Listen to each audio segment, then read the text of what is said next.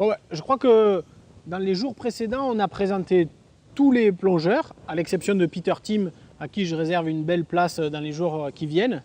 Et puis finalement, moi je ne me suis pas présenté et je n'ai pas vraiment présenté le projet non plus. Alors je vais le faire. Moi je suis Laurent Balesta, je suis naturaliste marin, plongeur et photographe. Et à l'origine de ce projet, de cette expédition ici en Afrique du Sud, il y a un poisson, le sélacanthe, appelé localement Gombessa. Ce poisson, il est mythique, parce qu'on a longtemps cru qu'il avait disparu depuis 65 millions d'années, en même temps que les dinosaures. Sauf qu'en 1938, un de ces poissons est retrouvé dans un filet de pêcheurs en Afrique du Sud.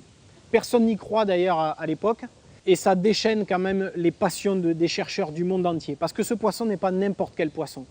C'est un animal qui porte en lui les traces du passage extraordinaire de la vie aquatique à la vie terrestre pour les vertébrés.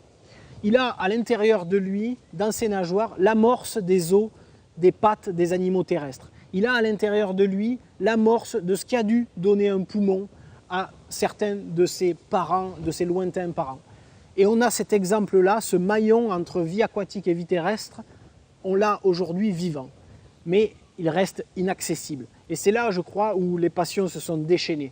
Parce qu'il n'y a rien de plus addictif qu'une passion qui a du mal à être assouvie. Ce poisson, il est d'abord extrêmement rare. Extrêmement rare, il y a sans doute moins de sélacanthes dans les océans que de pandas sur Terre, par exemple. Donc il est rare. Et ensuite, il est inaccessible. Il vit à grande profondeur, souvent à l'intérieur de grottes, ce qui le rend très difficile d'accès pour les chercheurs du monde entier.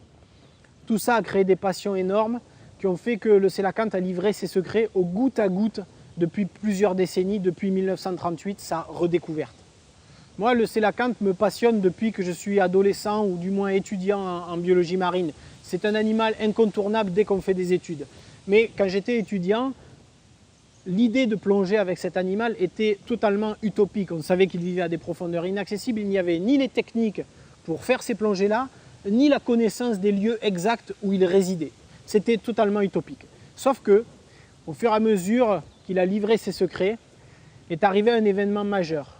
Un plongeur sud-africain, Peter Tim, lors d'une plongée à 100 mètres, est tombé un peu par hasard devant un sélacanthe. Dès lors, il était le premier plongeur à vivre ce face-à-face. C'était en 2000. Et puis, quelques temps après, d'autres plongeurs ont essayé, tout de suite après la découverte de Peter Tim, de venir le filmer, le photographier. 2 plongeurs ont perdu la vie dans ces plongées extrêmement difficiles. J'ai attendu 10 ans pour me sentir prêt, pour que je sente mon équipe aussi prête à faire ces plongées. On est revenu en 2010 et on a eu l'immense privilège et une joie difficile à expliquer d'être les tout premiers à capturer des photographies d'un sélacanthe et d'un plongeur. C'était un moment inoubliable, mais qui a quand même laissé des frustrations pour moi en tout cas, parce que bien sûr qu'on avait relevé le défi de plongée, on avait ramené un scoop en images, mais scientifiquement on n'avait rien apporté. Et c'est pour ça qu'on est revenu aujourd'hui, en 2013, pour cette fois-ci une mission scientifique avec énormément d'espoir de mieux comprendre ce qu'est le sélacanthe.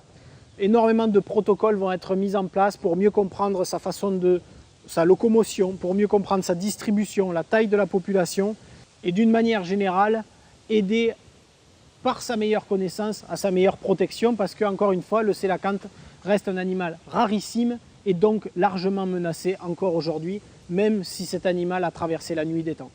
Voilà, il y a énormément d'enjeux scientifiques, c'est toute la raison d'être cette année, c'est tout ce qui nous motive à recommencer ces plongées qui sont humainement quand même très engagées. Voilà.